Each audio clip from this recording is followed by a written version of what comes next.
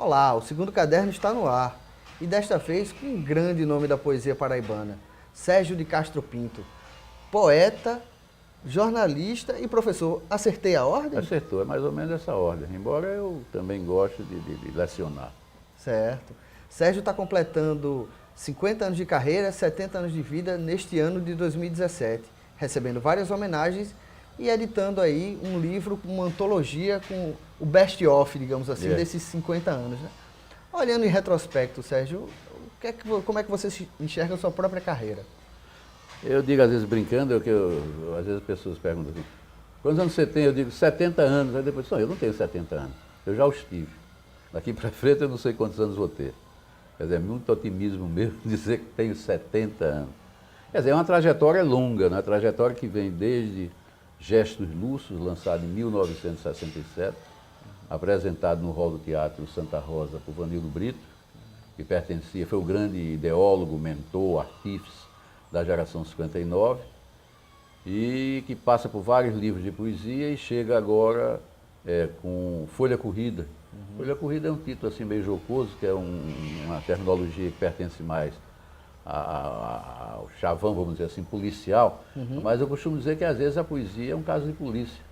Porque a poesia, geralmente, ela é subversiva não só na maneira do eu lírico, vamos dizer assim, contestar a realidade, e também pode ser subversiva quando ela infringe a linguagem.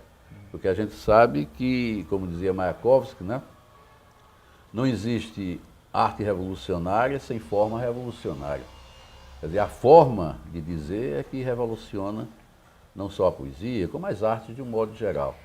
Então eu venho desde Gestos Lúcidos, que foi editado pela Edições Senhauá. Senhauá foi um movimento experimental da poesia paraibana, um movimento que se propôs, entre outras coisas, em fazer com que a poesia paraibana entrasse em sintonia com a poesia levada a efeito no eixo Rio-São Paulo, sobretudo pelo concretismo e seus desdobramentos. Embora a gente não tenha se mostrado, eu digo a gente, aqueles que integraram o Grupo Senhauá. Marcos Tavares, Marco Vinícius, Marco dos Anjos, Anco Márcio, né? Nós não nos mostramos subservientes, vamos dizer assim, às vanguardas. Então nós tínhamos uma personalidade própria, um timbre próprio, uma dicção própria. Então vem agora, eu além dos livros de poesia, eu publiquei também alguns livros de ensaios, né? Os Paralelos Insólitos, que é meu discurso de posse na Academia Paraibana de Letras, onde eu fui recepcionado por Hélio Aguiar. E tem também A Casa e Seus Arredores, que eu falo sobre autores paraibanos e autores de fora. E eu não gosto de dizer por último, não, mais recentemente, o leitor que eu sou. E anteriormente também Mário Quintana, Longe Daqui, Aqui Mesmo, que foi minha tese de doutorado. Minha tese de doutorado de mestrado foi sobre Manuel Bandeira, de doutorado foi sobre Mário Quintana. Eu acho que são poetas que têm algo em comum, porque ambos, vamos dizer assim, investem na tradição, mas não relegam ao segundo plano a renovação. Quer dizer, eles são poetas que enfatizam a tradição, mas nem por isso deixam de cumprir um percurso ascensional. E são poetas assim das coisas simples, das coisas prosaicas, vamos dizer assim, dos subejos de Deus. Então são poetas que eu acho que sabem explorar o filão do cotidiano de uma forma assim ímpar, de uma forma muitas vezes inusitada. Poetas cheios de sortilégios. Uma vez você me disse que o poeta escreve por excesso de ser ou por carência de ser. Carência de ser.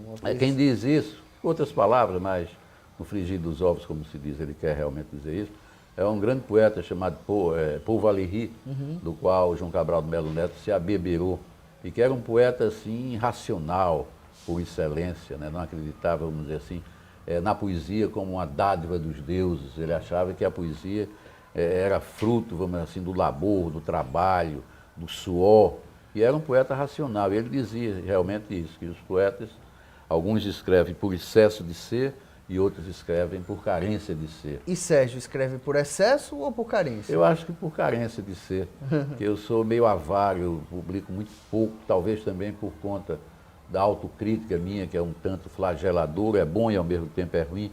Agora, há outros poetas que escrevem por excesso de ser, aqui mesmo na Paraíba. O nosso saudoso Eulajose Dias de Araújo, como eu disse a você, O Lajós muitas vezes ia comprar o pão e ele tinha aquela compulsão e escrevia o poema no papel do pão e saía. Um pão quentinho ainda. O pão quentinho e a poesia quentinha surgindo naquela hora, né? Uma grande figura, o Lajós, né? Infelizmente, a iniludível, como dizia Manuel Bandeira em alguns de seus poemas, a indesejada das gentes, como de uma certa feita disse Machado de Assis, o levou, diria até, precocemente. Eu acho que não tinha 60 anos ainda. Ô Sérgio, e como é que você escreve? Você tem um método para escrever poesia? Ele escrevia no saco de pão, mas você tem que sentar, se concentrar? Ou, eu tenho que ir atrás. Ou você é do tipo de poeta que acorda no meio da noite com uma poesia e começa Às vezes acontece. Tanto que eu adoto na mesinha de cabeceira um caderninho, então alguma ideia que eu tenho, eu vou lá e anoto para desenvolver no dia seguinte. Porque até para escrever, você não precisa só do preparo intelectual, você precisa do preparo físico também. Hoje eu não tenho mais. Antigamente eu me sentava no birô, por exemplo, às 8 horas da noite para fazer um poema, ficava lutando com a palavra, embora Drummond disse que lutar com a palavra é a luta mais vã, entanto luto com ela mal suja amanhã, eu ficava lutando com a palavra, aquela pugna, e ia muitas vezes varava a noite, quer dizer, uma longa jornada a noite adentro, e até às 7 da manhã, 8 da manhã. Hoje em dia eu não suporto mais fazer isso. Então eu fico muitas vezes antes de dormir, né, pensando lá, entrego as minhas reflexões poéticas, aí surge uma ideia, eu vou, anoto, e os poemas que eu estou fazendo ultimamente não são mais poemas que exijam, vamos dizer assim, esse preparo físico de varar à noite, essa longa jornada à noite adentro. Eu vou pensando, boto no papel, depois vou para o computador, então vou lutar com a palavra, né? E agora o próprio Mallarmé também dizia um negócio interessante, o pintor Degas, que era um impressionista, disse que de uma certa feita, ele falando para Mallarmé, disse, rapaz, olha, eu tive tantas ideias boas, a noite todinha não consegui escrever. Aí Mallarmé disse, não, mas poesia não se faz com ideias, poesia se faz com palavras. Eu acho que poesia se faz com ideias e também com palavras, porque se você for enfatizar só a palavra no seu poema, ou seja, fazer poemas de extração metalinguística, o poema vai ficar árido, vai ficar frio. Eu acredito na inspiração, antes eu não acreditava tanto, agora a gente não deve dar trela na inspiração, pensar que a poesia é uma dádiva dos deuses. Já disse alguém que os primeiros versos os deuses nos dão, a partir do segundo verso a responsabilidade é nossa. Aí já disse esse alguém que convém inclusive refazer o primeiro verso, aquele verso dado pelos deuses. Sérgio, a Folha Corrida tem quantos poemas? Assim? Rapaz, tem uns 140, 150 por aí. E tem inédito também? Tem, pouquíssimos inéditos. Certo. Tem algum poema que lhe representa, que você sente que esse poema você fez e que de alguma maneira está atrelado a essa carreira? Tem um poema, você vê, às vezes você faz um poema e no momento mesmo que você o faz, você, sei lá, não dá o devido valor ao poema. Foi o que aconteceu com Camões Lampião, que eu publiquei em 1970, mas eu fiz esse poema em 1968, 69, tinha 21 anos, 22 por aí. Tanto eu não dei o devido valor a ele, valor, vamos dizer assim, que foi depois o público que deu o valor, que eu coloquei lá atrás, foi um dos últimos poemas. Então acho que esse poema, assim, pelo menos com relação a mim, é um poema temporal, porque ainda hoje ele é lembrado, eu diria até assim, sacralizado, né? Por exemplo, ele integrou a antologia organizada por Zé Neumann, os 100 melhores poetas brasileiros do século. Então está lá, Camões Lampião. Ele integrou a antologia da poesia brasileira lá em Portugal, também. Foi traduzido por Malcolm Silvan, também nos Estados Unidos.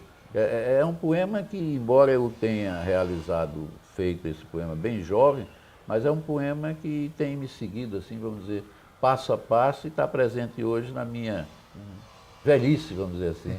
A gente pode ouvir um trecho dele? Com todo prazer. É um poema relativamente longo, em que eu procuro estabelecer um paralelo entre Camões e Lampião, tomando como pretexto o olho cego de ambos.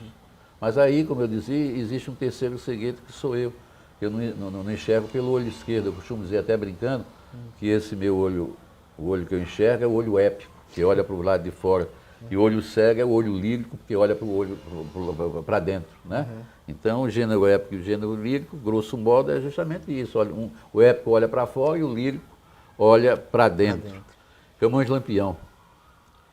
Camões, ao habitar-se no olho cego, sentia-se íntimo, mais interno, que o habitar-se no olho aberto.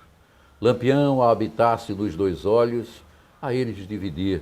O olho aberto matava, e o outro se arrependia. Então vai nesse diapasão, comparando um poeta com outro, aliás, uma personagem com outra. Aí o Lampião, ao habitar-se no olho cego, chorava os mortos do seu interno, mas o olho aberto era casto, e via no matar um gesto beato. Camões, ao habitar-se no olho murcho, viu o mundo claro dentro do escuro, e o olho aberto era inútil ao habitar-se no olho murcho. Lampião, atrás dos óculos, sentia-se acrescido, somado, e era mais Lampião naqueles óculos de aro. Os óculos lhe eram binóculos íntimos sobre a umbipia, e quando os óculos tirava, Lampião se decrescia, o olho cego somava e o aberto diminuía. Camões molhava a pena como se no tinteiro molhasse o olho cego e tateando, cuidadoso, saía do seu interno. E por aí vai. Teve inclusive um crítico, John Tolman, um crítico norte-americano da Universidade do Novo México, que ele disse que não ia falar sobre esse poema porque achava um disparate eu comparar um poeta com um cangaceiro. Agora, não sabe ele que Camões também não era flor que se cheirasse. Aliás, nem flor era, entendeu? Porque Camões, o apelido dele era Tranca-Ruas, entendeu? Era um sujeito Por assim, que era um meio tranca-rua? pelo temperamento dele, entendeu? Era um aventureiro também. Agora, um aventureiro que sabia lidar com as palavras como poucos, não é? Verdade. E uma vida intensa, uma vida cheia.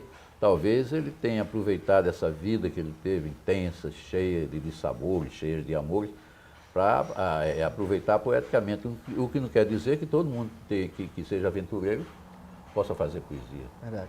Sérgio, a gente vai dar uma pausa agora. Pois não, a menopausa. Aí a gente volta daqui a pouquinho, conversando mais com o Sérgio de Castro Pinto.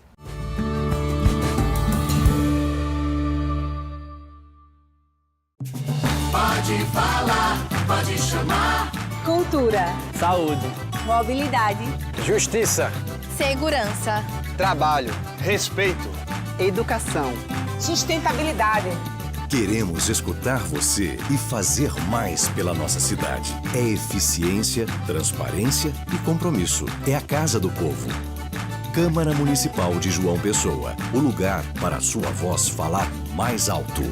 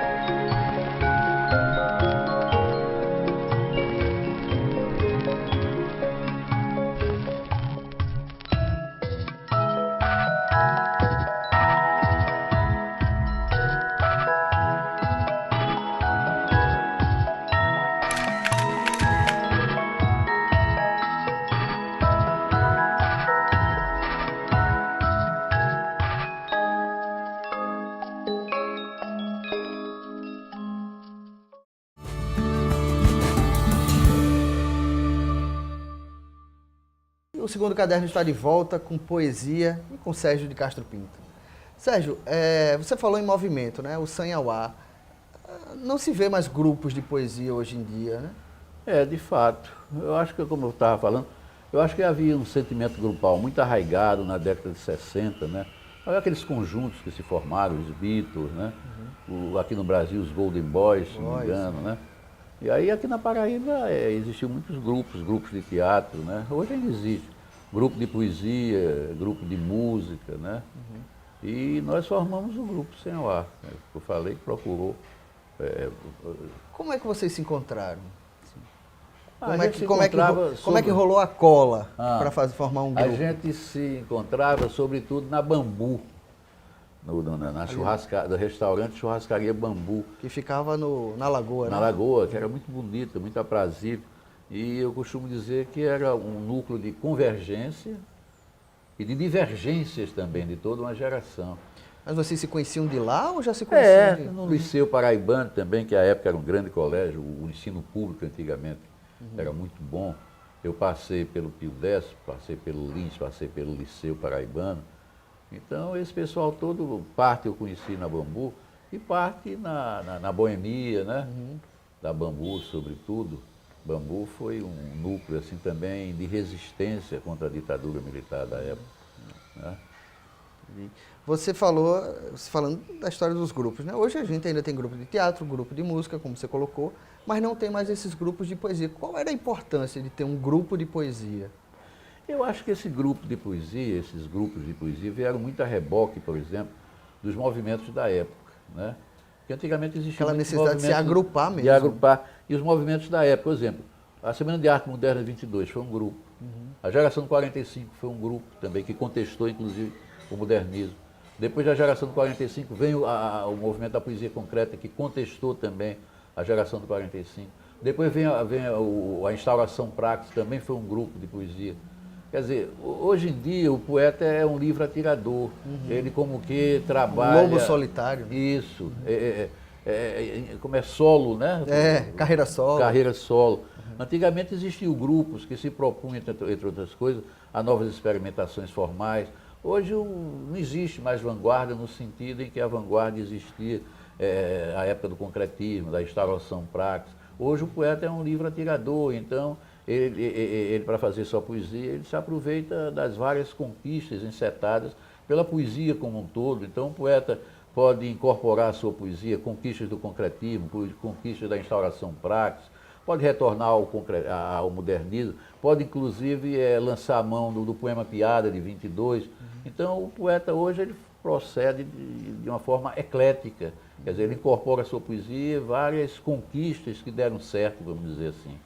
E o que é que caracterizava justamente o Sem ao Ar? Qual era a maior característica que o grupo tinha? A geração, o grupo Sem ao Ar, como de resto todos os poetas daquela época, eles sofreram uma influência muito grande de João Cabral de Melo Neto, que era um poeta racional, mas um poeta cujo racionalismo também revelava uma sensibilidade à flor da pele, que não há nada que demonstre mais sensibilidade do que a inteligência, não é isso? Então, João Cabral, um poeta de uma personalidade muito forte, eu acho que repercutiu muito, não só na minha poesia, na poesia de Marcos Tavares, dos poetas da época, até dos poetas portugueses também, que ele influenciou muito os poetas portugueses, aquela poesia cabralina, né, que lembra muitas vezes o atrito coruscante de pedra contra pedra. A poesia dele é uma poesia mineral. Então, no primeiro momento, o Sem ao Ar se mostrou assim, adepta dessa dicção cabralina. Depois eu acho que superou, eu pelo menos superei, na medida em que eu adotei o humor assim, como uma espécie de carro-chefe da minha poesia, através de um poema que eu incluí no livro A Ilha na Ostra, 1970, que é A Tristeza entre o Avô e o Copo d'Água, que eu digo assim, num tom assim, meio de galhofa, de brincadeira, mas ao mesmo tempo pungente, porque eu acho que esse poema ele é meio chapliniano. Você vê um filme de Carlito, então você, ao mesmo tempo que você ri, você fica triste, ao mesmo tempo que você fica triste, você ri. Então, nesse poema eu digo, o avô conduz a dentadura, sorriso portátil, no bolso do paletó. E ao sorrir a boca murcha, não há um sorriso só, pois o outro se oculta no bolso do paletó. O avô conduz a dentadura, sorriso portátil, e a introduz no copo d'água. Há uma alegria na boca e uma alegria afogada, mas uma certa tristeza entre o avô e o copo d'água. Quer dizer, é humor. Manuel Bandeira também, ele diz que adotou a ironia e o humor como forma de combater o gosto cabotino da tristeza. No meu caso, eu adotei o humor justamente para combater, ou para me livrar, ou para neutralizar a influência, que muitas vezes é maléfica, de João Cabral de Melo Neto na minha poesia. Que é um poeta de uma personalidade muito forte, como também Augusto dos Anjos o é. Então, a gente deve, na medida do possível, tentar se desencilhar dessa influência que pode se transformar numa influência maléfica e transformar o seu poema num mero pastiche de Cabral ou de Augusto dos Anjos. Ô Sérgio, quando você estreou em 67, e já que você está fazendo 70 anos, então você tinha 20, 20. pelas contas. Você é dessa geração que 50 anos atrás eram os livros ou os livros. Hoje, a garotada de 20 tem internet, tem YouTube para ouvir poetas declamarem, você lê poesia na internet. Como é que você avalia, então, essa turma nova? Assim, primeiro você acompanha essa turma? Relativamente, eu acho que essa turma nova tem muita facilidade. E por ter muita facilidade, não cria dificuldades, entendeu? Porque eu acho, por exemplo, escrever, para mim, eu só compreendo escrever eu criando dificuldades para escrever. Eu sou de uma geração muito mais da palavra, da linguagem, do que da imagem. Não tinha televisão na minha época, então tinha os grandes speakers naquele tempo, que eram Jorge Cury, que narrava futebol, era Eduardo Cos, Valdir Amaral, Garotinho do Placar, né? Aquele vozeirão impostado. E eles, na medida que eles narravam o jogo de futebol, nós que produzíamos as nossas imagens. Sim, sim. Como então, a leitura o faz também. Isso aí enriquecia, entendeu? E outra coisa, nós tivemos, assim, grandes professores de dicção, vamos dizer assim. Porque naquela época o locutor impostava a voz, né? Quer dizer, eu acho que hoje essa turma jovem tem muita facilidade, como você disse. Se quer ouvir Drummond, bota lá na internet. Se quer ouvir não sei o que lá, se quer ler sobre o concretismo. Mas eu acho que essa geração tem muita facilidade e por ter muita facilidade, muitas vezes não cria dificuldade. Porque criar é, antes de tudo, também criar dificuldades. Do contrário, você vai escrever um lugar comum, você vai escrever de forma clichêizada, você vai utilizar os jargões para escrever sua poesia, para escrever sua prosa. E a boa poesia, a boa prosa não se faz, não é feita com clichês nem jargões. E aí também, nessa geração sua, a escola também estimulava muito a poesia. Eu acho que sim. Hoje a gente vê uma escola preocupada em Enem, né, em dinamismo. Você veja o governo agora quer acabar com filosofia, se é que não já acabou, eu estudei filosofia, quer acabar com sociologia, se é que não já acabou. O que o governo quer é não deixar o estudante pensar, questionar. E qual o impacto disso, então, na formação de novos poetas? Eu acho que é um impacto grande, porque a poesia está em tudo, como dizia Manuel Bandeira, desde estar nos chinelos, está nos amores. Então a poesia está na filosofia, a poesia está na sociologia. Se você deixa de estudar sociologia, você deixa de ter uma visão aguçada sobre as coisas, sobre o contexto no qual você se insere como ser social. Se você deixa de estudar filosofia, a mesma coisa. Eu acho que são matérias, são disciplinas, são correntes que só têm a acrescentar ao homem, mas o diabo é que não quer acrescentar ao homem, entendeu? Para o homem chegar à sua raiz, porque o homem só começa a se questionar a partir do momento em que ele se aproxima de sua raiz, entendeu? Agora estão podando o homem, estão arrancando a raiz do homem, isso é ruim para o país. Eu fico, às vezes, assim, temeroso e triste, porque eu vou legar para os meus netos um país muito pior do que o que eu recebi, entendeu? É uma pena. Folha Corrida, então, tem lançamento marcado para quando? Tem lançamento lá marcado para o dia 22 de setembro, a partir das 19 horas, na Academia Paraibana de Letras. E quem vai fazer a apresentação? Quem vai fazer a apresentação, foi ótimo você perguntar.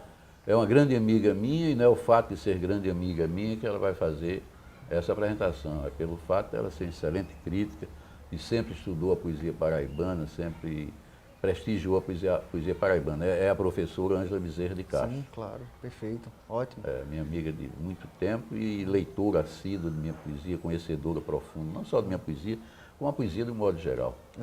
E além do Folha Corrida, também sai esse ano para marcar os 50 anos de carreira e os 70 de vida, Sérgio de Castro Pinto, 70 anos de vida e 50 de poesia, organizado pela sua filha, né? Maria Cecília. Foi um grande presente que ela me deu, né?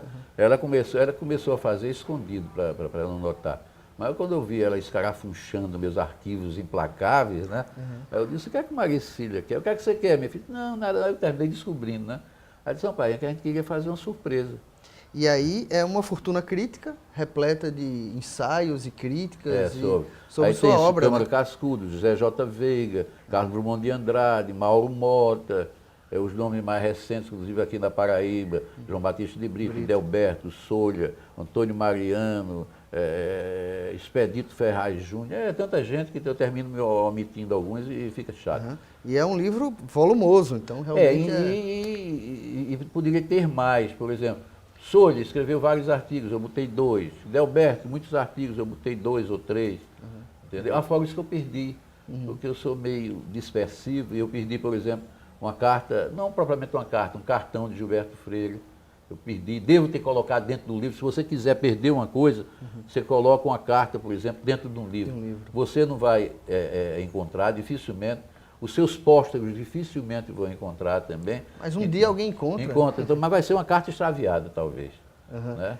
E você falou em João Batista, João Batista também faz o prefácio do Folha Corrida, né? João Batista, a primeira tese lá no curso pós-graduação em Letras, o doutorado em Letras, foi de João Batista de Brito. Signo e Imagem Castro Pinto, que ele publicou. João Batista é um crítico perspicaz, né? Como Delberto também, como Felipe de Castro também escreveu, como e outros. Às vezes eu cito nomes, fico meio assim, porque a gente termina omitindo os nomes. Voltando ao livro que você lança agora em setembro, tem poemas novos, tem poemas inéditos. E aí eu gostaria que você lesse um trecho de um desses aí, para a gente encerrar o nosso programa. Assim, bem na linha de Manuel Bandeira, que é Jogo Frugal. Saputi, saputi, saputi, morcego, morcego, morcego, amor cego por ti, amor cego por ti, amor cego por ti. Não escrevi a faca o teu nome no tronco do sapotizeiro, mas na raiz, na mais profunda raiz de mim mesmo. E tem poemas também que eu talvez seja destinado, vamos dizer assim, ao público infanto-juvenil. Se você me der permissão, eu leio mais um. Claro, prazer. É o Gato e o Poeta. O gato faz do poeta gato e sapato. Foge do poema para o telhado. Paciente, o poeta atrai o gato com o novelo dos vocábulos. Puxa-o pelo rabo bem devagarzinho. E o que era rabo vira focinho. O poeta, satisfeito, dá algumas voltas numa chave de ouro e o aprisiona dentro do soneto. Mas o astuto gato não lhe ensinou o pulo do gato e de novo foge do poema para o telhado. Pena que, nessa fuga, os faróis de um fusca acendem e ofuscam os olhos do gato que foscos se apagam na escuridão do asfalto. Ah, insensato gato, não estarias melhor prisioneiro do poema do que sem as 7 vidas que fogem uma a uma no leito da avenida? É quando, com um fio de miado, mas sem perder o da miada, o gato lavra o seu protesto. Valeu a pena, poeta, fazer do seu poema o meu cemitério? Por que não, poeta, um poema telhado, cheio de vida e de gatos? E nada mais disse, nem lhe foi perguntado. Agora veja, André, que, quer dizer, o poeta às vezes ele tem que trabalhar o poema. Na 7ª estrofe o gato começa a morrer. Quer dizer, de forma consciente. O gato tem 7 vidas. Então, e não é coincidência que ele vá morrer na 7ª estrofe. Quer dizer, isso foi pensado. Genial. Fruto de reflexão, tudo. E é com um poema inédito de Sérgio de Castro Pinto que a gente encerra o programa de hoje. Até a semana que vem com mais uma edição do Segundo Caderno.